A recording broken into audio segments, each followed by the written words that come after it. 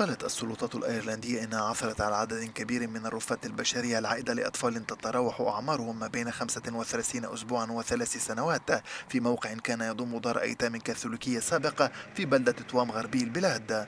وعثر على الرفات في نحو 20 غرفة أسفل مبنى دار منزل إنقاذ الأم والرضيع للراهبات الذي أوقف نشاطه في الستينيات جراء ارتفاع معدل وفيات أطفاله. هذه الأنباء مزعجة للغاية وبالتأكيد سوف تمس قلب كل شخص. المعلومات التي وصلتني تؤكد هذه الشكوك، والأهم أن الرفات تعود لنفس الفترة التي كان يعمل فيها الدار وليس لأوقات سابقة مثل فترة المجاعة، هكذا تقول وزيرة الطفولة في أيرلندا.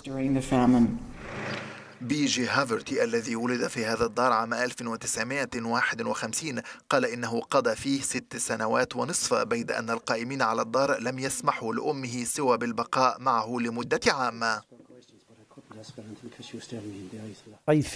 أشعر أنه لم يكن خطأها، إنها الكنيسة والدولة والبلاد التي خذلتها. أريد اعتذارا الآن لأنها لم تفعل أي شيء خاطئ. أريد اعتذارا من الدولة والكنيسة حتى يتسنى لي الذهاب إلى قبرها وقراءة هذا الاعتذار أمامه، لأنها لم تخطئ.